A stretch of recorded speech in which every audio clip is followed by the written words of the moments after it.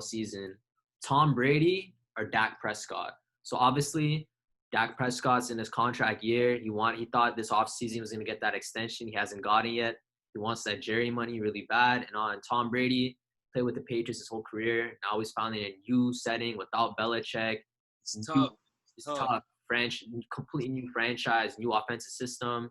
So this is put Brady's 6 Super Bowl rings aside. This is actually a legitimate topic at hand right now. So I think it's fair to say that, these are the two quarterbacks in the NFL right now that, based off their current narratives, might have the most to prove. Obviously, you got, I think the other two people that you could talk about are Colin Kaepernick if he does get a contract, and the other side of it is the other person who's got something to prove this season is Cam Newton if he gets his signing. Is he really a starter? So, but talking about Tom Brady and Dak Prescott, you got two different situations. One where, Brady, we all know the accolades, so it's just a new setting for him. The first time in his career he's been in that situation, and for Dak, it's kind of the argument of, is the man worth it? So, obviously we're going to talk about that.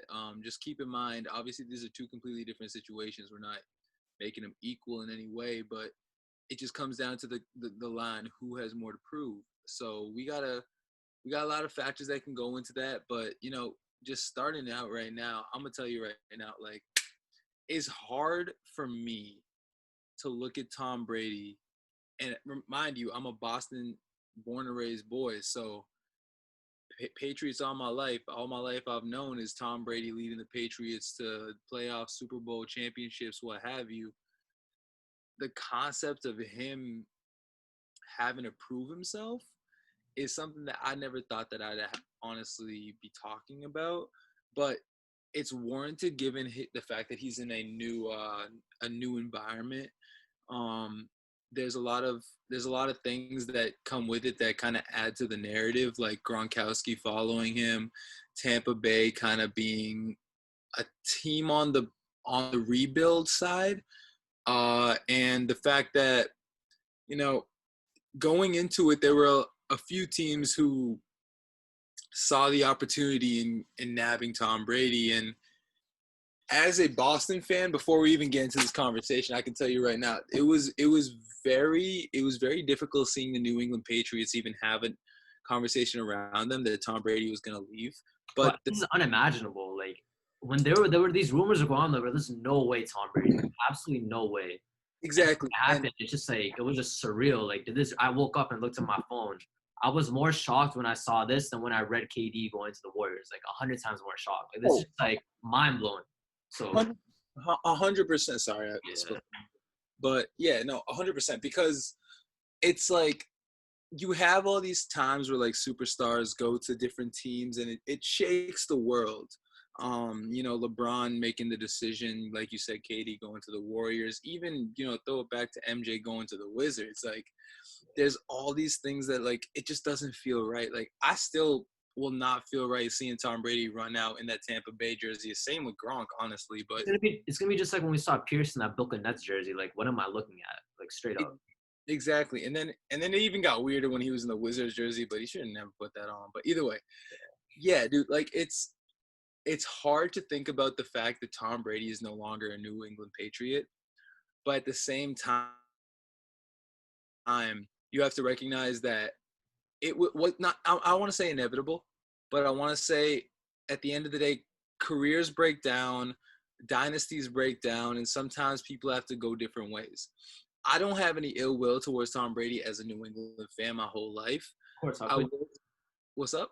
Of course, like, how could you? Like, all he did for that team. Like, the New England Patriots were nothing. No Super Bowls. Made the playoffs 7 times in like their entire franchise history before Brady got there. I've experienced a terrible season as a football fan so rarely that, like, I feel like, the future is going to be a bit of a culture shock to me, but I definitely recognize that there is a little bit of hurt when someone leaves like after doing so much for your city. And I hate the concept of, let's burn his jersey. Oh, he ain't with us. Just like, shut the fuck up, because he's done everything he should for you. Yeah, And he felt that it was time for him to move to a different scenario, different team, different environment for his family. And, you see this a lot with tenured players when it comes to time for them to make a big decision. And they feel like they've done everything that they can to prove themselves in a certain area, or, their time has come to an end. They're going to move on and go to a different area where they feel more comfortable. So as a Patriots fan, I'm hurt to see it, but I can't be mad at him for it. of course, yeah. And so who do you think has more to prove though this upcoming season, Dak or Brady? Again, okay. So obviously with Brady in a new situation, pretty much since the year 2000, we haven't had to experience this, like something this big in the NFL, Brady on a new team. But I will say when it comes to proving themselves, Brady has nothing to prove. He's shown he's number 2, if not the greatest quarterback of all time. Dak Prescott, on the other hand, has so much he needs to prove, because not only is he demanding a contract that would not only be the biggest of all time, but and then some. He's trying to add some on top because he's already been offered the 45 mil. Yeah. Dak Prescott is don't get me wrong, a very talented quarterback, but that's money that you need to see a generational type talent get. And obviously you can say what you want about Jerry Jones, about, the coaching, about their performance. But at the end of the day, the quarterback is the centerpiece of the team. And when it comes down to having to prove yourself, proving yourself means that there's certain areas in your career that you have not touched, or have not, you haven't shown a certain amount of success for us to believe the hype. And I think Dak Prescott is the perfect example of that. When you look at his career, there's not enough there for us to justify the biggest quarterback contracts of all time going to him. And like last season too, like we saw him ball out the first 8 weeks of the season. We thought the Cowboys finna run away with the division.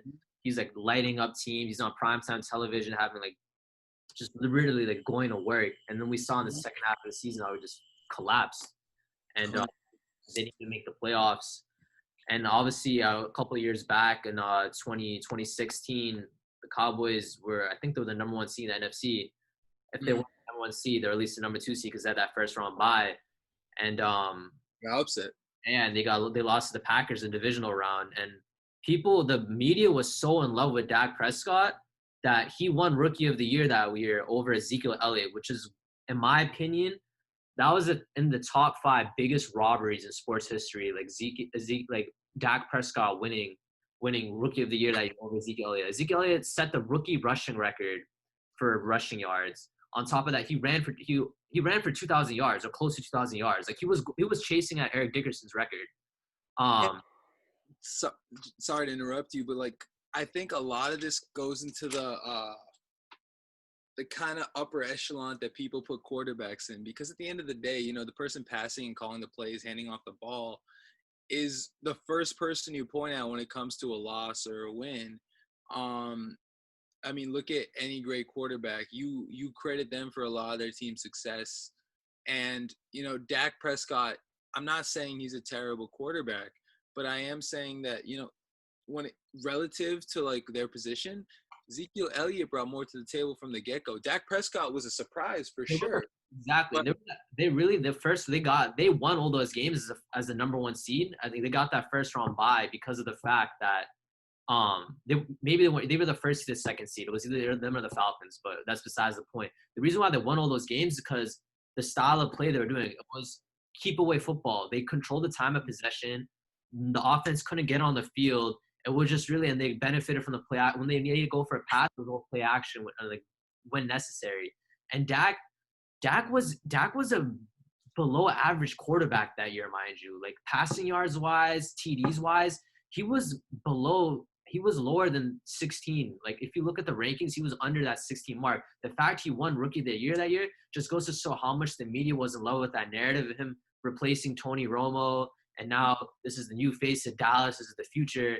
And that he has a lot of hype going into him. And the fact that we're sitting today and he still hasn't gotten his money yet just shows, there's a lot of pressure going into the season, no doubt. So just to recap, so you're saying that Dak has more to prove this season, right?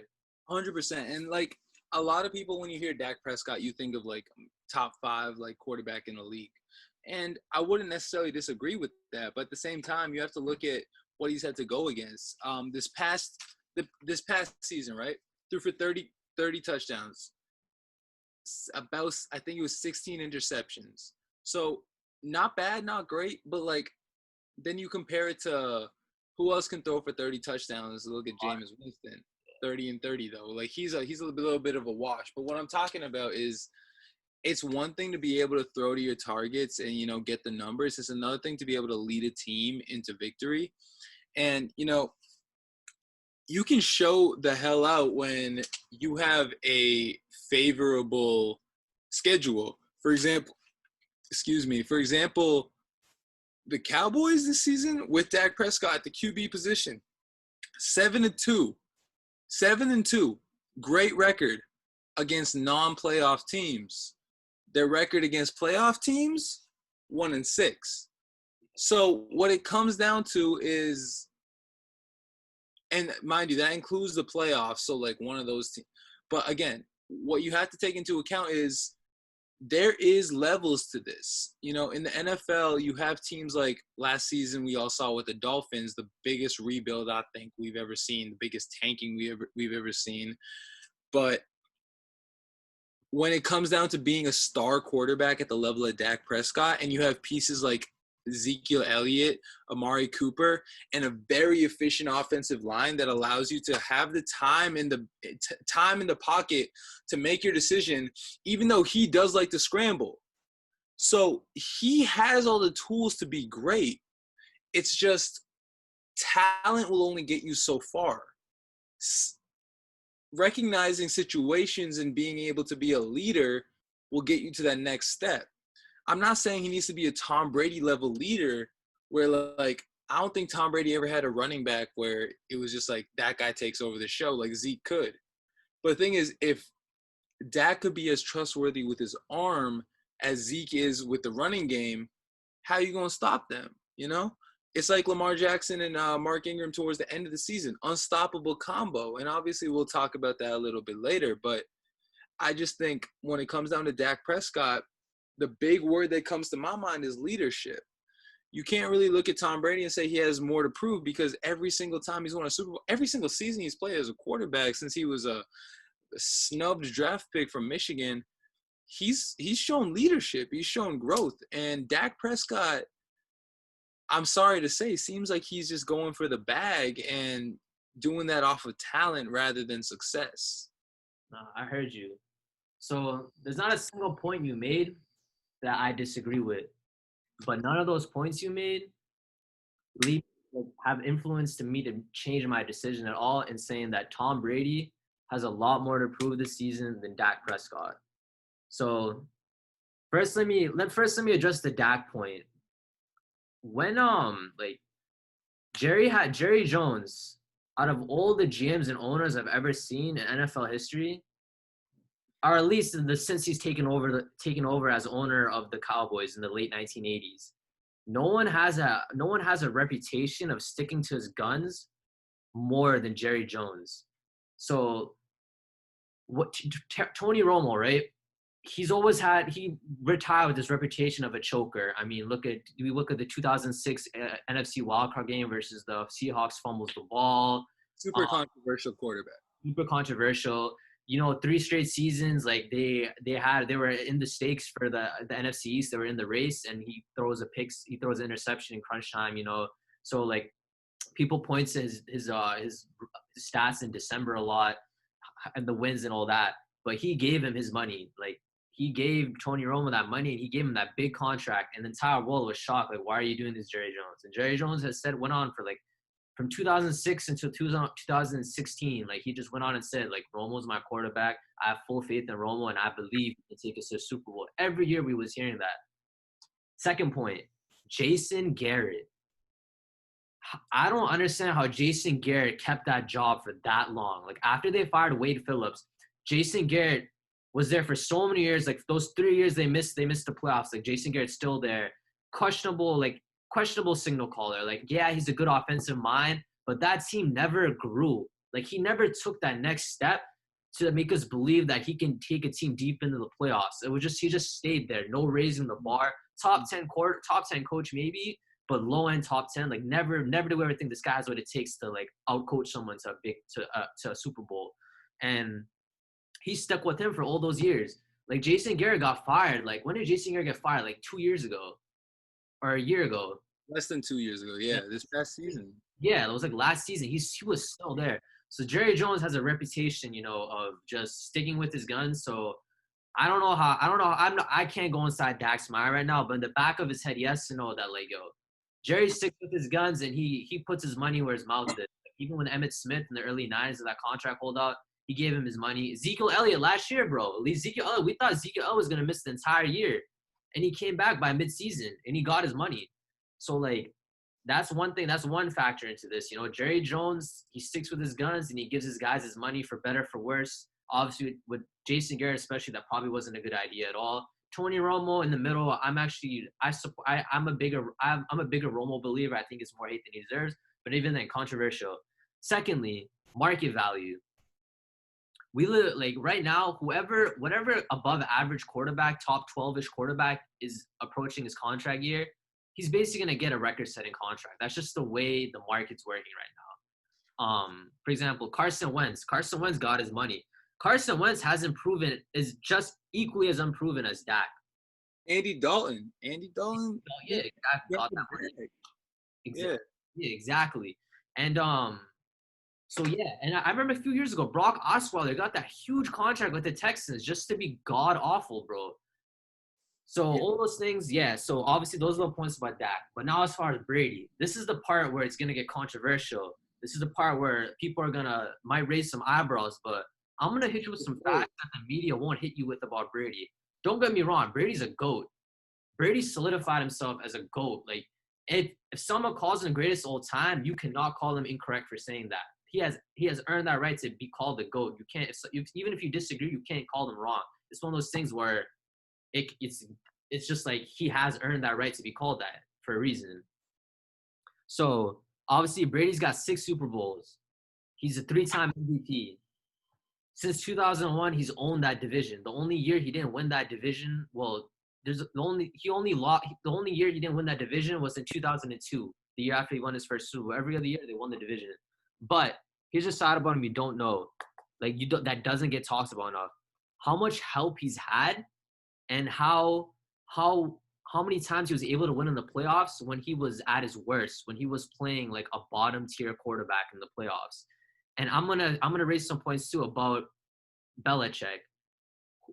I believe that this dynasty had more to do with Belichick than Brady.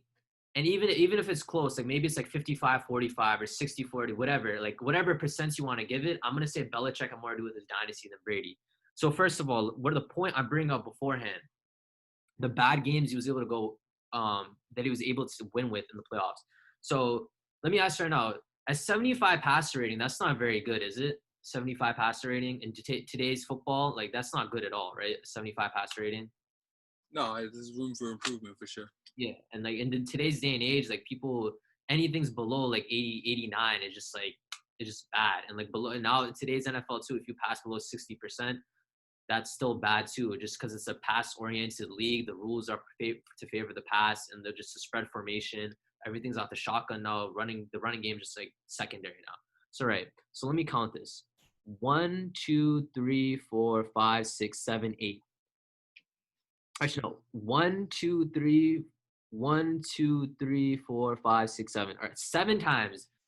The New England Patriots have won 7 playoff games where Brady had a passer rating below 75. A below 75 passer rating, and just a bad game overall. I'm going to list these games. First one, 2001 versus the Raiders. I know this is the snow game. I know most Patriots fans remember the snow game. Like Vinatieri made that game-winning field goal before regulation, or I think when he made that game-tying field goal, and the game-winning field goal. And obviously that's a tuck rule game too. So I know you guys are saying, the elements, it was a snowy game, like the conditions were bad, but the quarterback he went up against, Rich Gannon, he played much better statistically, and he put up a fairly decent quarterback rating above 80. All right. 2003 versus the Titans, 73.3 passer rating. This was in the AFC Championship game. Again, that's not 73 passer rating in today's NFL. That's not good. 2006, they beat a huge upset in the divisional round versus the LT-led Chargers. This is the year LT won MVP. He had like 30 touchdowns. Like he ran the world. Like that was one of the best seasons in NFL history, individual seasons ever. The Chargers were number 1 seed, 14-2. Everyone thought, they're going straight to the Super Bowl. This game was in San Diego on the road. Brady had a 57.6 passer rating, and they still managed to win that game. See, this is a theme I get into. It's Belichick's coaching, just having the greatest coach in American sports history, being able to outsmart the opposing coach and just do those little adjustments to get a field goal before the half ends, steal some points before the half ends, before the quarter ends. Like all these smart things just to get these possessions, extra points. So again, 57.6 passer rating. He beats the Chargers, and that's one of the best teams ever to never win that didn't win a Super Bowl. That Chargers team. 2007. This is the undefeated season. This is when they went undefeated. The AFC title game. Brady's passer rating in the AFC title game was 66.4. 66.4 passer rating, and this is literally arguably the greatest offense in NFL history. Brady threw for 50 touchdowns, went undefeated. Randy Moss had 23 touchdown passes. And he had a 66.4 passer rating, and they still won. It's just, I'm right now, I'm not even done listening. I'm just amazed right now how they were to beat these teams with like such bad individual play. Fast forward 2011. This is the season they made it to the Super Bowl again and just to lose to the Giants again. So AFC title game versus the Ravens. This is the Billy Cundiff game. Billy Cundiff misses that field goal. You remember that, right? When Billy Cundiff missed that field goal in the AFC title game? Yeah. So Brady's passer rating, 57.5, and they still win. They found a way to win that game. Again, Belichick's coaching, second half adjustments. Like Belichick became so good with second half adjustments in the playoffs and big games that Peyton Manning, at halftime, he would be concerned. Like he was telling Tony Dungy, Marvin Harrison, Edgerrin James, Reggie Wayne, like, I think they're bugging. I think they're sticking a wire in our locker room, and they're bugging us. Because every time we play them, we're doing a lot of good things in the first half, or things are going well. In the second half, it's like they've read our entire playbook, our game plan for the second half. I know I'm not saying they did this, but this is just a testament to show how great Belichick is with those in-game adjustments. That genius he is. Like Money Mayweather with like his in-ring adjustments, it's just uncanny. We've never seen a coach do this before. Like he's the greatest coach in American sports history. All right, fast forward to 2016. This is the year they won the Super Bowl again. That miraculous comeback versus the Falcons in the Super Bowl. They played the Texans in the playoffs this year with a 66.6 passer rating, and they still won. They won that game as well. All right. Okay. So I get the gist of where you're going. Like in a lot of the one more game I have to bring up. The 2008 Super Bowl win versus the Rams. 71.4 passer rating, 0 TDs, 1 pick. They still won the game. Now, I'm going to bring up Brady's biggest foil. He never played against him, shared a football field with him, but this is the guy he's always going to be compared to until the end of time, Joe Montana. The GOAT discussion is really just between Tom Brady and Joe Montana. That's it. Because when you factor in individual numbers, winning your MVPs and titles, no one comes close as Brady and Montana. 4 Super Bowl wins, 6 Super Bowl wins, multiple MVPs and everything. We have great passers like Dan Marino, Peyton Manning, Drew Brees, but they don't have the rings. They don't have the rings for us to say that they're better than Brady and Montana. So let's look at Joe Montana's playoff career. How many wins did the 49ers have where he had a passer rating below 75? Only 2. And one of them was like a 74.8 passer rating in 1983 versus the Lions. They didn't win the Super Bowl that year. They lost to the Redskins in the NFC title game. So yeah, that's one game they won. And then 1984, this is Montana's second Super Bowl year versus the Bears. He had a 60 passer rating.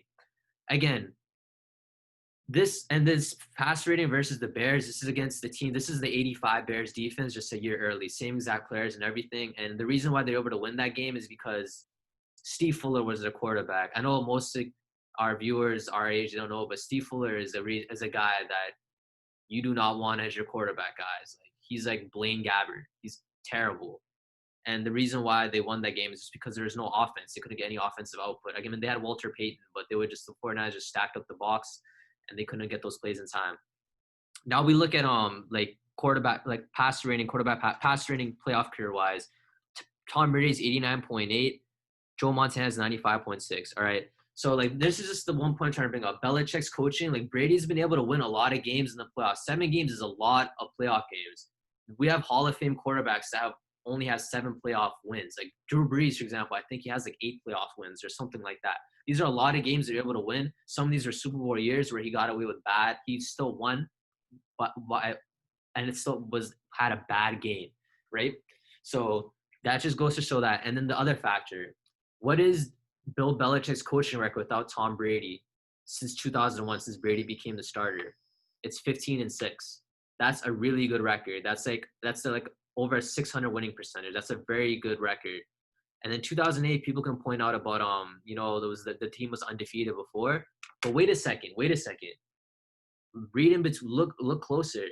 That defense was completely. They lost huge players in the offseason that year. They lost Asante Samuel, a shutdown corner free agency. They lost their entire secondary basically. They lost William Gay in free agency, and then in the midseason, like Rodney Harrison, got placed in IR in week 6, and then offensively they had a terrible running game. Sammy Morris was their starting running back. Again, not a good running back. He's not a good by any means. He's a terrible running back for NFL standards. He's not good. They still went 11-5 that year. I know they missed the playoffs, but very rarely do teams go 11-5 and miss the playoffs. Mm-hmm. Then we fast forward 2016 during the suspension.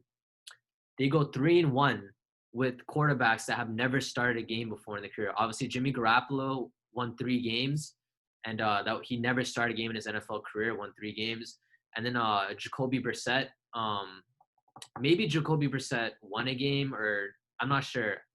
I think he won 1 and 2. But, I think he won it. Yeah, 1 and 1 or something. But so sorry to cut you off. I mean, you made a lot of good points, and I think my rebuttal isn't as factual in terms of like the numbers and how everything went.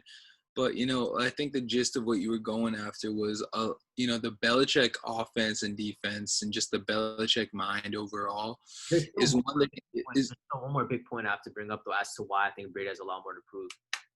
So let me just get at that, and then by all means, like, come back at me. So the thing is, like, if Brady doesn't do well this year, if Brady just doesn't do well, like misses the playoffs or makes the playoffs and does really bad in the first round and just gets bounced in the first round, it's going to be a knock on his legacy. Whether you like it or not, it will be a knock on his legacy because in Joe Montana's career, there were rumblings towards the end of his career, maybe he's a system quarterback. He's played with Bill Walsh his entire career. He the West Coast offense, like Bill Walsh might not have been the guy who invented the West Coast offense. It was actually Sam Weish from the Bengals, but the 49ers managed to perfection. They won 4 Super Bowls with Montana. So then obviously Montana blows out his back, and George Seaford is the coach now, and they bench him for Steve Young. Steve Young becomes another Hall of Fame quarterback. So we're thinking that's what people had rumblings. Oh, maybe he was a system quarterback. But no, this is what happened. Montana, he gets signed by the Kansas City Chiefs. And this Kansas City Chiefs team, they weren't very good. They had some good runs in the late 80s. But again, they hadn't reached an AFC title game in over 25 years. So there was a complete brand new setting. Marty Schottenheimer was a coach, again, great coach, but again, he's not in the GOAT discussion. And what did Montana do? A 37-year-old Montana with no back. Again, this is before sports medicine was advanced. It is being 37 years old is like being like 43 years old in NFL today. What did he do?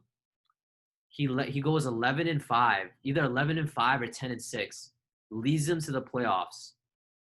He upsets an Oilers team. This is a great Oilers team that went 12-4. And Warren Moon, I know you guys know Warren Moon. He's a Hall of Fame quarterback. He had a great receiving core with with Hayward, Jeffries, and all those boys. They call them the Smurfs, and they had a great defense that year. This is the best team. This is the best Oilers team in Oilers history, probably, and the first time in Warren Moon's career that he had a really good defense and just a complete team. And the owners said going into the season, if Warren Moon and the Oilers do not make it to the Super Bowl this year, I'm blowing up the entire team. They had a chip on their shoulder. What does Montana do? He goes into Houston. He upsets that Oilers team. So he wins in the wild card round. He wins the division round. He makes the AFC title game. And, they got blown out. They lost to the Bills that year. They lost to the Bills in a blowout. But that just buried the whole system quarterback discussion to rest. Because everyone. I got you. I'll give you about 10 minutes. All right, it's my turn. Yeah. So I hear you. I hear you on the times that Brady hasn't come through, but Belichick's, mind has led to a win. But then you also brought up facts like, Drew Brees and his minuscule wins in the playoffs. Aaron Rodgers, and then obviously Joe Montana, pretty much the only other person you can consider in the GOAT talk when it comes to Brady. Yep. He passed Peyton Manning at this point. So when it comes down to talking about, their legacy, it becomes very crucial to recognize that, yes, Brady has had a passer rating. I think if you average it out in those games that he won, but had a passer rating below 90, probably around like 80, 82. And it's not great, especially they're below 75, bro. They're below 75, which is really really, really bad. And so I think that's definitely something to point at. But when you're talking about what they have left to prove, these games because here's the thing, you can give me maybe maximum 2 examples per season of where Brady didn't pull through. And I know that he's had Belichick and he's had great offenses like Randy Moss, Rob Gronkowski, Julian Edelman, Wes Welker. Like the list goes on. Yeah. The list goes on. And the defenses have been great. Teddy Bruschi. All-time greats. They won those 3 Super. Their offenses were better. Their defense was better than their offense in those first 3 wins. 100%. And I think the defense has played a big role in the fact that Brady's legacy has been as strong as it is. I think recently, you have Patrick Chung. You have Dante Hightower, who's played a huge role. You have Patterson. Like, so many people who, at the end of the day, elevate the fact that the Patriots are the Patriots. What I'm going to point at, though, is the fact that the conversation isn't about, who still needs to – the conversation isn't about who, based off their past, needs to prove in the future as much as who still needs to make their name, Because when you look at Tom Brady, you can point at the one-off situations where he wasn't a great quarterback. But the Belichick offense doesn't work as well in New England without Tom Brady as your quarterback. And a lot of people will point to the fact that he wasn't as highly rated of a quarterback coming out of college, and the fact that him having as many pieces as he did to throw to during his career was a benefit. But if you look at it, you can pretty much match it up with Peyton Manning, with Aaron Rodgers, with any high-level quarterback, and say they had pieces to throw to. I mean, the running game and the wide receivers and tight ends, pretty much the past 20 years have been the golden age of it. You can look at guys like Gonzalez. You can look at guys like Randy Moss, who aren't in the league no more, or Terrell Owens. But, like, what it comes down to is, we have guys at that level pretty much at every position. And since Brady's been in the league, he's been through every level of that. He's had the Randy Mosses. He had Wes Welker and arguably the greatest tight end of all time in Rob Gronkowski. I will say Tony Gonzalez probably has the edge on that, but that's another conversation for another day. But what I will say is you cannot argue that the one-off situations give Brady something to prove, because you also have to recognize that he has 30 playoff games that he started at quarterback. Now, obviously, the pieces around him, the Belichick mind is gonna enhance that, especially when they had Matt Patricia as their defensive coordinator. Like, that defense was phenomenal without having any superstars. Like, we didn't have an Ndamukong Suh, we didn't have an Aaron Donald, but we had a bunch of pieces who knew how to work into the system. And I think what you have to recognize is, as a quarterback, it's They had Ty Law, though. That's one thing. The Hall of Fame. Ty Law, yeah, but like, again, Richardson. but I think 3 of the Super Bowls that Brady has, Ty Law wasn't on the team. 3 or 4. Yeah, of course. Yeah, the ones that happened this past decade was Yeah. So I think what's fair to say is that it's a combination of factors. Belichick's mind, the pieces around him, but you cannot say Tom Brady's greatness, Tom Brady's skill set, Tom Brady's understanding of the game has not played a factor in the fact that he has 6 rings right now. The 6 rings he has, and mind you, you pointed at games that were both in MVP seasons he had. The undefeated season where he was phenomenal. Seasons where he's won the Super Bowl. There's going to be situations where his passing rating is a little low. And mind you, in this past decade, his passing rating, I think, is 92.5, which isn't even top 2.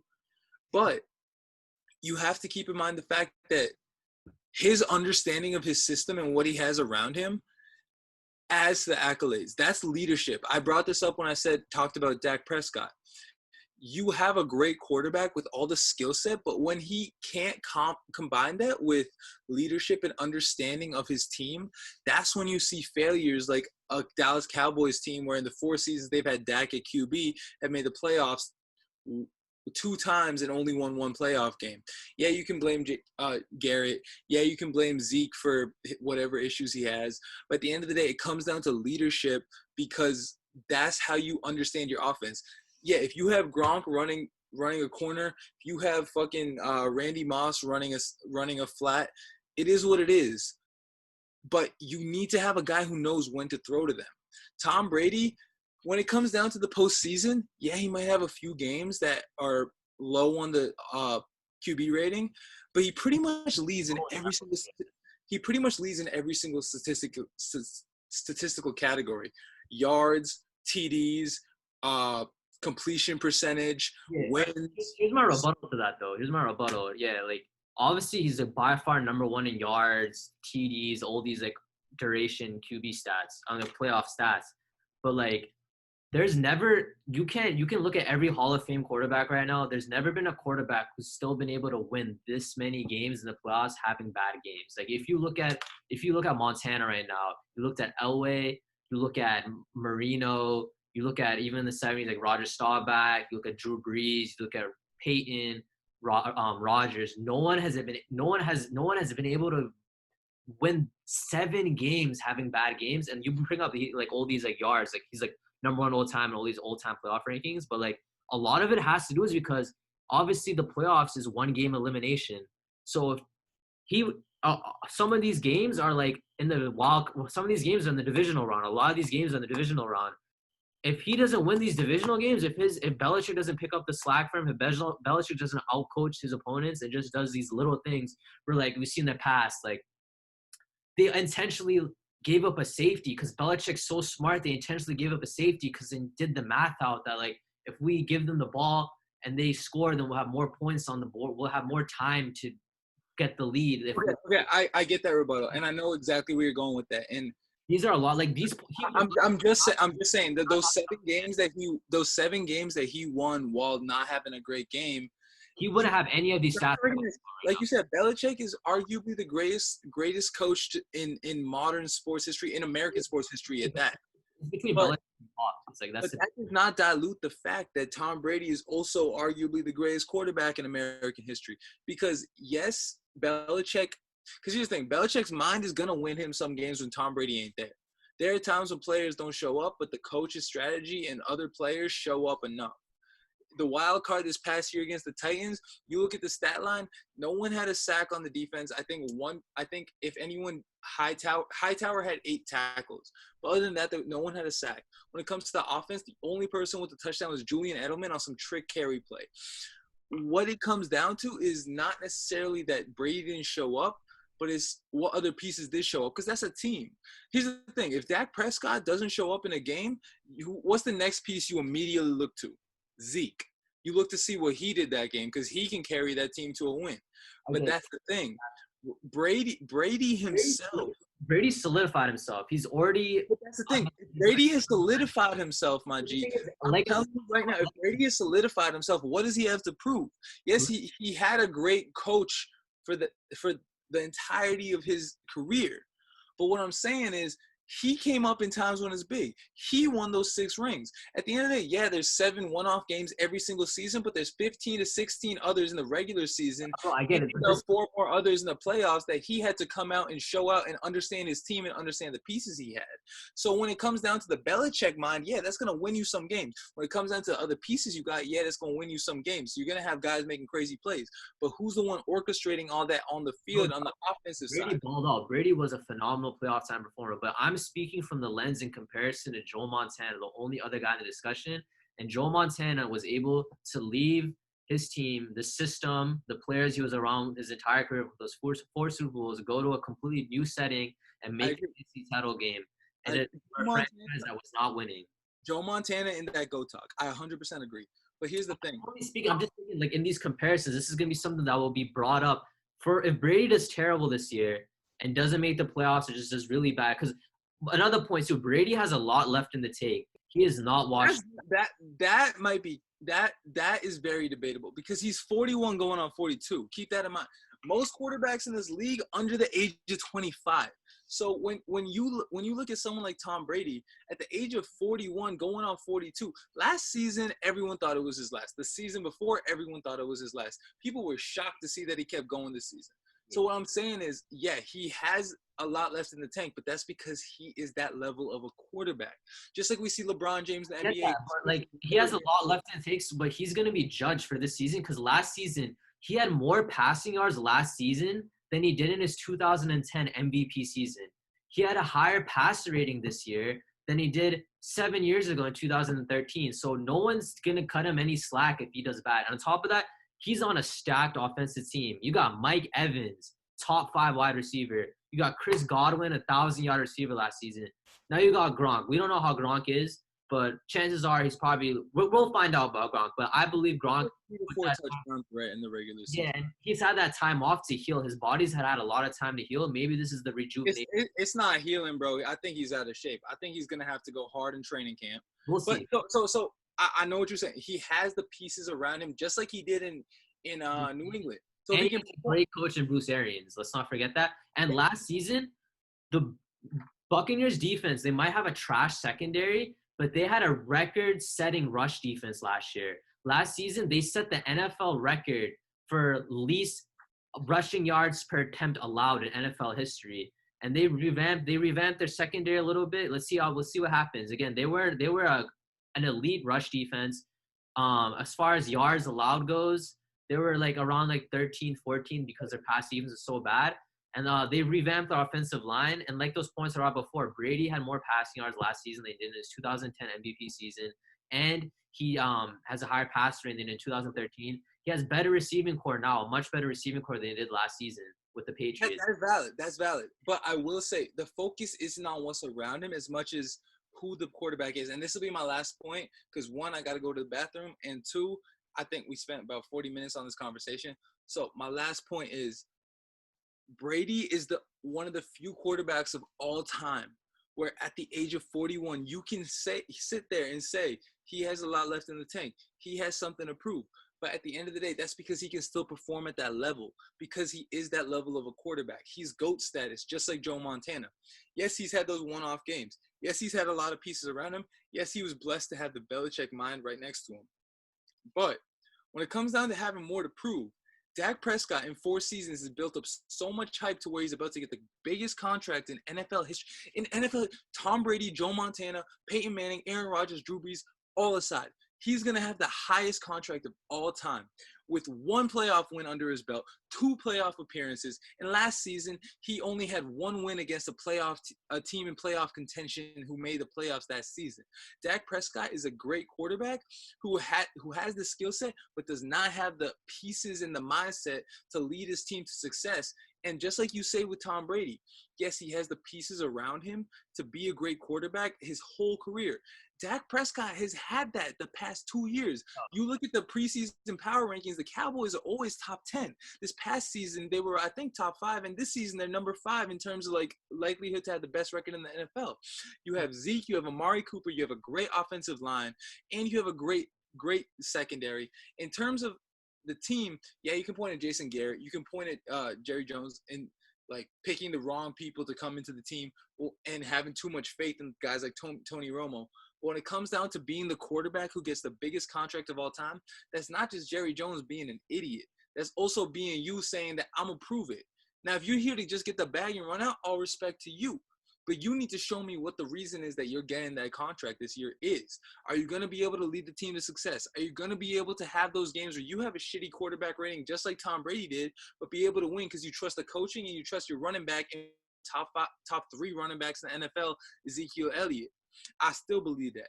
And so when it comes down to having more to prove, six Super Bowl rings, multiple time MVP, perennial Pro Bowl player, the heart and soul of a New England Patriots team that won so many games, 30 playoff starts, the most passing yards in the playoffs, the most touchdowns thrown in the playoffs, the most games started in the playoffs, the most wins in the playoffs.